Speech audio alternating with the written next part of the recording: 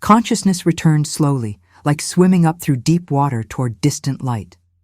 Isla Whitehaven became aware of softness first, the kind of luxurious comfort she had never experienced in her entire life. Then warmth, not the desperate struggle to stay warm that had defined her existence for months, but genuine, enveloping warmth that suggested quality blankets and a well-heated room. She opened her eyes to unfamiliar ceiling, ornate and beautiful, painted with intricate designs that probably cost more than she had earned in years. This wasn't the abandoned barn where she had been sheltering. This wasn't any place she recognized. Panic spiked through her as Isla tried to sit up, but her body protested the movement. She was weak, muscles trembling from disuse, and her head spun with disorientation. How long had she been unconscious?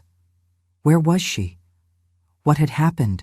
The last thing she remembered was the blizzard. She had been traveling alone through neutral territory, trying to reach the southern regions where she hoped to find work, when the storm had hit without warning. She remembered the cold, the desperate search for shelter, the growing certainty that she was going to freeze to death. And then, nothing. Just darkness and vague dreams she couldn't quite recall. A door opened and Isla's head snapped toward the sound. A woman entered, well-dressed, moving with the confidence of someone comfortable in their surroundings. When she saw Isla awake, her face lit up with genuine joy. "Oh, thank the goddess! You're awake!" The woman hurried to the bedside, her manner somehow both deferential and concerned. "How are you feeling, my lady? Are you in pain? Do you need anything?" Isla's voice came out as a croak, her throat dry from disuse. "Where am I? What happened?" "You're in the royal palace of the Northern Territories, my lady. His Majesty's personal healers have been caring for you. You were found nearly frozen to death 3 days ago." The woman poured water from an elegant pitcher into a crystal glass and offered it to Isla. "Here, drink slowly. Your body needs to readjust." Isla took the glass with shaking hands, trying to process what she was hearing. The royal palace? His Majesty? Why would she, a nobody Omega, be in a palace being cared for by royal healers? "I don't understand," Isla managed after drinking some water. "Why am I here? I'm just a rogue Omega. Surely there's been some mistake." The woman's expression shifted to something Isla couldn't quite interpret. Surprise? Confusion? "My lady, there's no mistake. You are exactly where you're meant to be. His Majesty himself ordered that you receive the finest care, and he's been checking on your condition multiple times a day." "His Majesty? The Alpha King?" Isla felt her confusion growing. "But I've never even met him. Why would he care about a random Omega who got caught in a storm?" Before the woman could answer, the door opened again, and 2 more people entered, both wearing formal uniforms that marked them as palace staff. They bowed deeply to Isla, which only increased her bewilderment.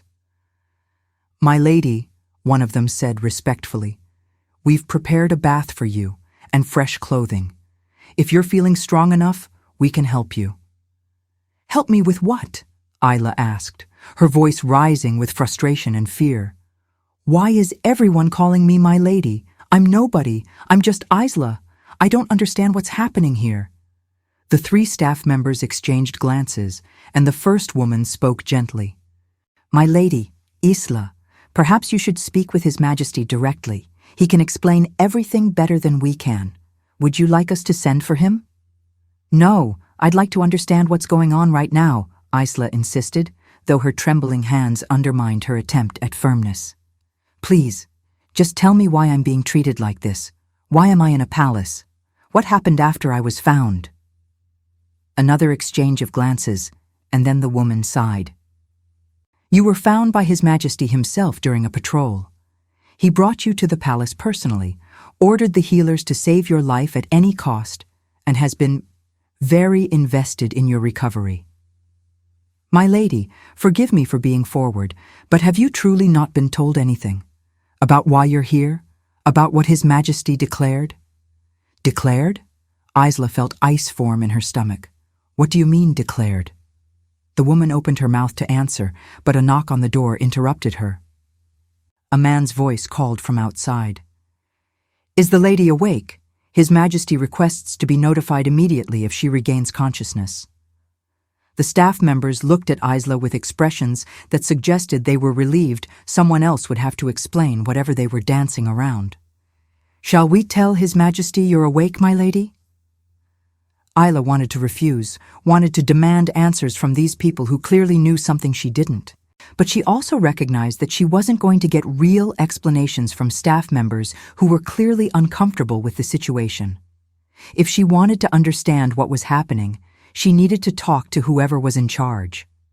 "Fine," she said, trying to sound braver than she felt.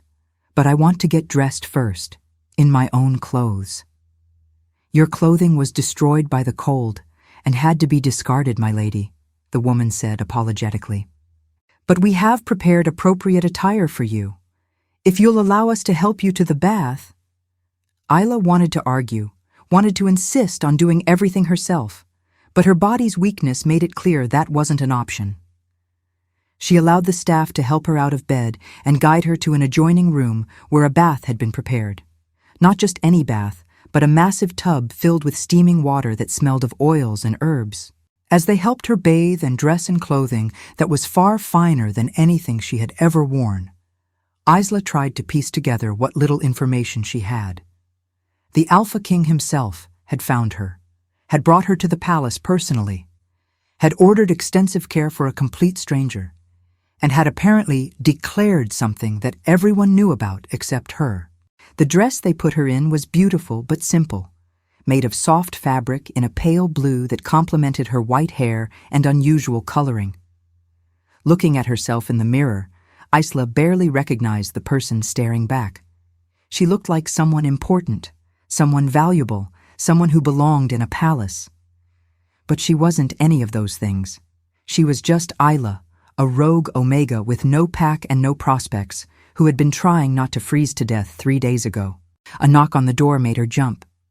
"My lady," a male voice called, "His Majesty is here to see you if you're prepared to receive him."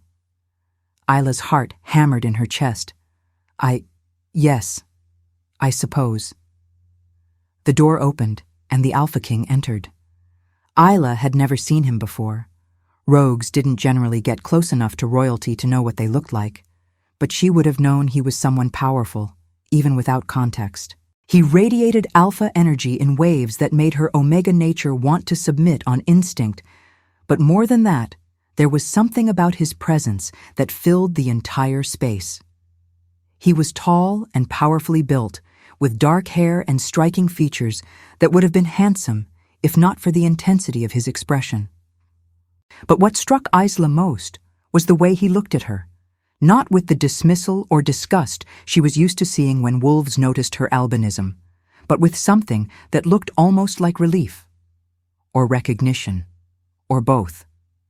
"You're awake," he said, his voice deep and carrying emotion she couldn't identify. "Thank the goddess. The healers said you would recover, but seeing you conscious is—" He paused, seeming to search for words. "It means everything." Isla stared at him, trying to reconcile this reaction with her complete lack of understanding about what was happening. "Your Majesty," she began carefully, "I'm grateful that you saved my life, but I don't understand why I'm here, or why everyone is treating me like I'm someone important. I'm just a rogue Omega you happen to find. Surely you have more pressing concerns than—" "You're not just anything," the Alpha King interrupted, moving closer. "And you're definitely not just a random Omega I happen to find. Isla, do you truly not remember anything beyond the blizzard? Nothing about how we met or what happened afterward?" "I don't remember meeting you at all," Isla admitted.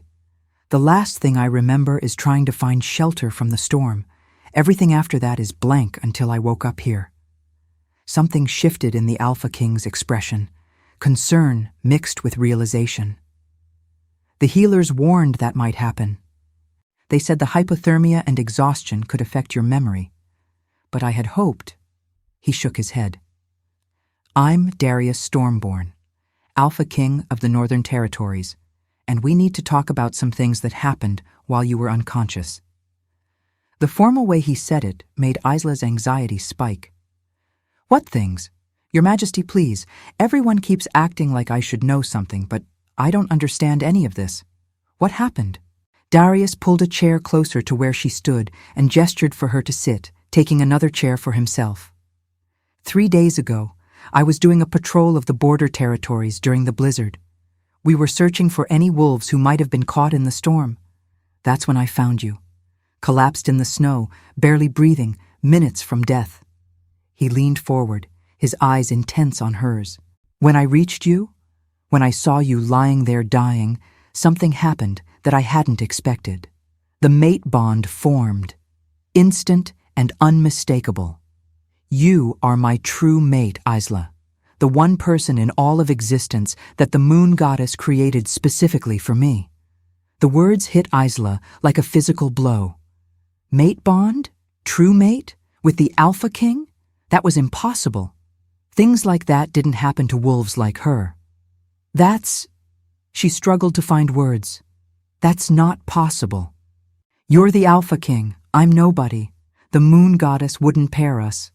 There must be some mistake." "There's no mistake," Darius said firmly. "I've lived for over 200 years, Isla. I know what the mate bond feels like when it forms. And the moment I touched you, the moment my wolf recognized you as ours, everything changed." "But I was unconscious," Isla protested. "I didn't feel anything. How can there be a bond if I wasn't even aware of it forming?" "The bond forms based on the souls recognizing each other, not on conscious awareness," Darius explained gently. "You'll feel it now that you're awake, if you pay attention. That pull toward me, that sense of rightness when we're close, that warmth in your chest that has nothing to do with the room temperature." Isla wanted to deny it, but as he spoke, she became aware of exactly what he was describing. There was a warmth in her chest, a thread of connection pulling her toward this man she didn't know. She had assumed it was just her Omega nature responding to a powerful Alpha, but this was different, deeper, more fundamental. "Okay," she said slowly, trying to stay calm despite her rising panic. "So the mate bond formed, but that still doesn't explain why everyone is treating me like royalty. A bond is private. Most wolves don't share that information until—" "I declared you my chosen mate publicly," Darius interrupted, and there was something almost apologetic in his tone. "The day after I found you, when I was certain you would survive, I made a formal announcement to the royal court and sent word to all the major packs. I claimed you as my mate and future queen in front of hundreds of witnesses." Isla felt the blood drain from her face. "You what?" "I know this is overwhelming," Darius said quickly, "and I know doing it while you were unconscious meant you had no say in the matter. But Isla, I had to. The mate bond is sacred and rare. Once I recognized you as mine, I couldn't risk someone else trying to claim you or dismissing you as insignificant. By declaring you publicly, I ensured you would be protected and honored as you deserve." "Protected from what?" Isla demanded, her voice rising. "I'm a rogue Omega. Nobody wants to claim me. And you didn't ensure anything except that now hundreds of wolves know about something I didn't even agree to." "You didn't have to agree," Darius said, and there was steel beneath the gentle tone. "The mate bond isn't something that requires permission. It simply is. But Isla, I want you to understand. I didn't do this to trap you or take away your choices. I did it to make sure you would be safe while you recovered, that no one could harm or dismiss you." "By making decisions about my life without consulting me?" Isla stood up, needing to move despite her still weak legs. "By telling everyone in the kingdom that I'm going to be their queen before I even knew your name? That's not protection, Your Majesty. That's control." She saw him flinch at the accusation, saw genuine remorse flash across his face. "You're right," he admitted quietly. "I should have waited. I should have given you the chance to wake up and make your own decisions about what you wanted. But Isla, the mate bond, when it forms, especially after centuries of waiting, It makes you irrational, possessive. My wolf insisted that everyone needed to know you were mine, that you needed to be protected at all costs. I'm not yours, Isla said, even as the mate bond in her chest protested the statement. A bond doesn't make me property.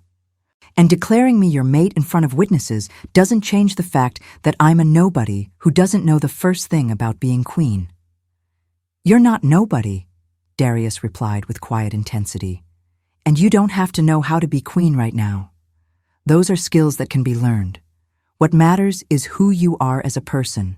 And Isla, even unconscious, even just from the brief moments I've spent with you awake, I can see that you're exactly what this kingdom needs. You don't know anything about me. I know you survived alone as a rogue Omega in one of the harshest winters we've had in decades. I know you were traveling south, probably looking for work or safety, willing to risk your life rather than beg at pack borders. I know that when my healers examined you, they found evidence of old injuries that had healed without proper care, suggesting you've been surviving on your own for a long time. That tells me you're strong, independent, and resourceful. He stood and moved closer, though he was careful not to crowd her. And I know that when I found you in that snow, when I thought I might be too late to save you, something in me broke at the idea of losing my mate before I ever got to know her. That bond isn't something I chose, Isla, but it's something I'll honor for the rest of my life, whether you accept it or not. The sincerity in his voice made Isla's anger falter. She wanted to stay mad, wanted to rage against the unfairness of having her life turned upside down without her knowledge or consent. But looking at Darius, seeing the genuine emotion in his eyes, she couldn't quite maintain the fury. I'm scared, she admitted quietly. 3 days ago, I was trying not to freeze to death. Now I'm being told I'm supposed to be queen of the entire Northern Territories. I don't know how to process that. I don't know how to be what everyone seems to expect me to be. Then don't try to be what they expect, Darius suggested gently. Just be yourself. That's all I'm asking for, Isla. Be the person you are, and let me prove to you that person is exactly who I need beside me. And if I can't do this, if I'm not strong enough or smart enough or whatever enough to be queen, then we'll figure it out together. He smiled, and it transformed his entire face from intimidating to almost approachable. But I don't think you'll fail. I think you're going to surprise everyone, including yourself. A knock on the door interrupted them, and a servant entered with a bow. Your Majesty, forgive the interruption, but the council is asking when they might meet the lady. There are also several noble families requesting audiences. Isla felt panic rise in her throat, but Darius held up a hand to stop the servant. Tell the council and the nobles that Lady Isla is still recovering and will meet with them when she's ready. Anyone who has a problem with that can take it up with me personally. The servant bowed and retreated, and Darius turned back to Isla. You don't have to do anything you're not ready for. The official presentation can wait until you've had time to adjust and understand your new situation. Is there any way to undo this? Isla asked, though part of her already knew the answer. The declaration, the announcement, can it be taken back? Technically, yes. I could announce that I was mistaken about the mate bond, or that you rejected me. But Isla, that would be a lie. The bond is real, and it's not going away whether we acknowledge it or not. And rejecting me publicly would put you in a very difficult position. A wolf who refused the Alpha King would have trouble finding acceptance in any pack. So my choices are accept you or be even more outcast than I already was, Isla said bitterly. No! Darius's voice was firm. Your choices are accept the mate bond and build a life with me, or don't accept it, and I'll make sure you're provided for and protected regardless. I won't force you into this, Isla. But I also won't lie and say the bond doesn't exist just to make things easier. It does exist, and we have to decide what to do about it. Isla moved to the window, looking out at grounds that were probably beautiful when not covered in snow. The palace grounds, she realized. These were the Alpha King's personal gardens. This was her view now, if she chose to stay. "Can I have time?" she asked without turning around. "Time to think about this, to adjust, to figure out what I want." "Of course. Take all the time you need. I'll make sure no one bothers you with expectations or demands." She heard him move toward the door, then pause. "Isla, for what it's worth, I'm sorry. Sorry for making that announcement before you could be part of the decision. Sorry for putting you in this position without your consent. If I could go back and do it differently, I would. But I can't change what's already done. I can only try to move forward in a way that honors your autonomy while being honest about what exists between us." After he left, Isla stood at the window for a long time, trying to sort through the chaos of emotions and information. The mate bond was real.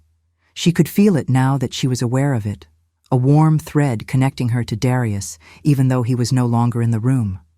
Her Omega nature recognized him as its match, and some deep part of her that had been lonely for so long was singing with joy at having found its other half. But her rational mind was screaming warnings. She didn't know this man, didn't know if she could trust him, didn't know if she was capable of being what he needed her to be. Over the next few days, Isla began to slowly adjust to her new reality. The palace staff treated her with respect, bordering on reverence, always calling her "my lady" and asking if she needed anything. Guards were posted outside her door, not to keep her in, as she discovered when she tested it, but to protect her and assist her if she wanted to go anywhere. She was given access to the palace library, where she spent hours reading about the history of the Northern Territories and the role of the Luna. She met with some of the staff who would be responsible for teaching her protocol and politics, and while everyone was patient and kind, the sheer volume of information was overwhelming. Darius visited every day, but he was careful not to push. They would talk about neutral topics, books she was reading, things she was learning, observations about the palace. He never pressured her about accepting the mate bond or pushed for any kind of physical intimacy. He just spent time with her, got to know her, allowed her to get to know him. Gradually, Isla began to understand what the staff had seen in him that made them loyal. Darius was a good leader, firm but fair, willing to listen to concerns, genuinely invested in the well-being of his people. He made decisions carefully, considering multiple perspectives before acting, and when he was wrong, he admitted it and tried to do better. He also, she discovered, had a dry sense of humor that caught her off guard and made her laugh despite herself. He was well-read and could discuss literature and philosophy for hours. He was patient with her questions and never made her feel stupid for not knowing things that someone raised in a pack would have learned. And slowly, against her better judgment, Isla found herself falling for him. It was the small things that got her. The way he always made sure she had her favorite tea available without her having to ask. The way he listened when she talked, really listened, like what she was saying mattered. The way he introduced her to his most trusted advisors as "my mate, whom I'm hoping will choose to accept me," giving her the power in that dynamic rather than claiming it for himself. 2 weeks after she woke up, Isla was standing in the palace gardens when Darius found her. The snow had melted enough that you could see the paths, and she was looking at the dormant flower beds and trying to imagine what they would look like in spring. "Penny, for your thoughts?" Darius asked as he approached. "I was thinking about how different my life would have been if that blizzard hadn't happened," Isla admitted. "If I had made it south like I planned, if I'd found work in some pack or continued on as a rogue, I'd probably be struggling to survive, looking for my next meal, hoping I didn't freeze in the next storm." "Do you wish it had gone that way?" There was vulnerability in his voice, as if her answer mattered more than anything else. "No," Isla said, surprising herself with the honesty. "I don't wish that. This is terrifying and overwhelming, and I still don't know if I'm capable of being what you need. But I don't wish I was still out there alone and afraid." She turned to face him fully. I've been thinking about what you said, about the mate bond and about choices. And I think I understand now what you meant. You declaring me your mate wasn't you trying to control me.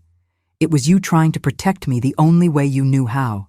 And yes, it took away some of my choices, but it also gave me options I never would have had otherwise. But, Darius prompted, clearly sensing there was more. But I need you to understand something.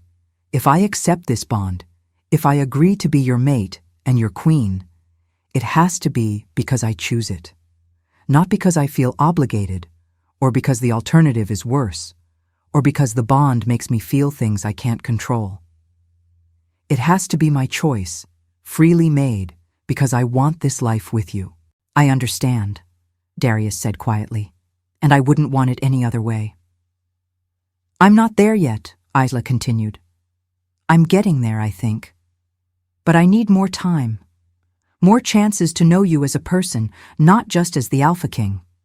More opportunities to see if I can actually do this, if I can learn to be queen without completely failing. Take all the time you need, Darius assured her. I've waited 200 years for my mate. I can wait longer for her to be ready. Isla smiled slightly. What if I'm never ready? What if I always feel like I'm not good enough for this? Then you'll be exactly like every other leader who's ever existed, Darius replied. The good ones always doubt themselves, Isla. It's the ones who are certain they're perfect, who end up being tyrants. Your worry about being good enough tells me you probably will be. They stood in comfortable silence for a while, and Isla became aware of the mate bond humming contentedly between them. It was getting stronger the more time they spent together, and she was starting to understand what Darius had meant about it being undeniable. Can I ask you something? She said finally. Anything. That day you found me in the snow. What was your first thought when the mate bond formed? Darius was quiet for a moment, then answered honestly. My first thought was relief. After centuries of searching, of hoping, of wondering if I would ever find my mate, there you were. And then immediately after relief came terror, because you were dying, and I didn't know if I had found you, only to lose you immediately. He looked at her with eyes that held centuries of loneliness.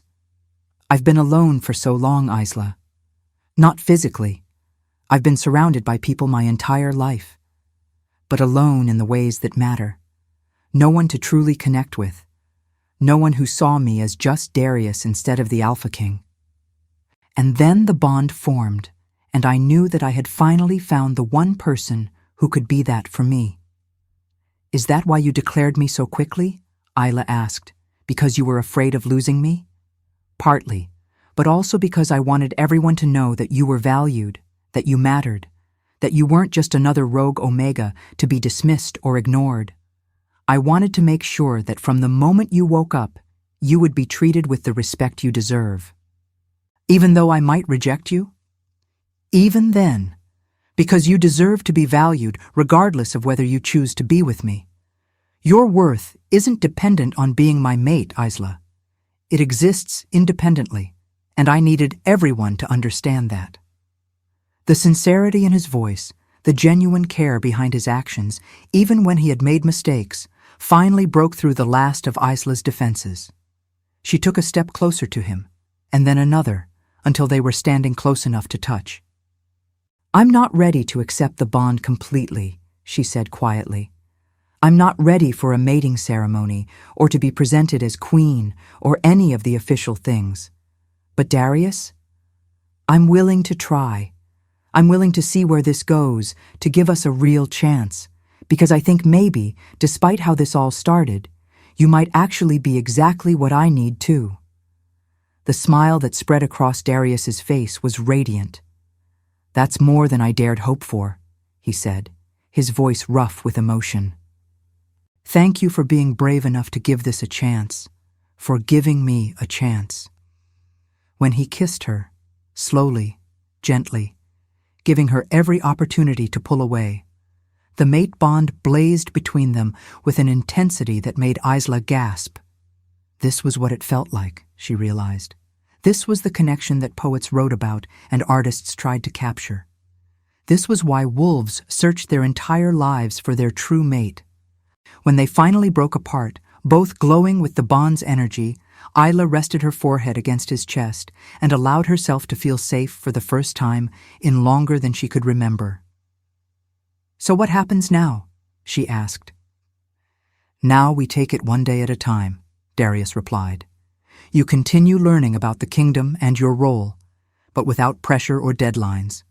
We spend time together, get to know each other properly. And when you're ready, truly ready, we make the bond official. But only when you're ready, Isla. I won't rush you." "And the court? The nobles who want to meet me?" "Can wait until you feel prepared to meet them. Anyone who has a problem with that will answer to me." Isla pulled back slightly to look up at him. "You know, for an all-powerful Alpha King, you're surprisingly willing to accommodate one Rogue Omega's insecurities." "You're not just any Rogue Omega," Darius corrected gently. "You're my mate. And making sure you feel safe and valued is more important than any protocol or tradition. Besides," he added with a slight smile, "I rather enjoy watching the council members squirm when I tell them they have to wait to meet you. It's good for them to remember that some things are more important than their schedules." Isla laughed, and it felt good. Natural. Right. She had woken up surrounded by wolves she didn't know, in a place she didn't recognize, with a destiny she hadn't chosen. But maybe, just maybe, that destiny was exactly what she had needed all along. Maybe the moon goddess had known what she was doing when she formed the mate bond while Isla was unconscious, when she brought together an Alpha King who had been alone for centuries and a Rogue Omega who had never belonged anywhere. The Albino Omega who woke up in the royal palace, unaware that she had already been claimed as queen, was slowly learning that sometimes the best things in life are the ones you never saw coming. Sometimes being chosen before you know you're being chosen is exactly the gift you needed. And sometimes the Alpha King who declares you his mate before you wake up is actually the one person who will fight to make sure your choice still matters even after the declaration is made. Isla wasn't ready to be queen yet, but standing in the garden with Darius, feeling the mate bond warm and real between them, she thought she might be ready to try. And that was enough for now.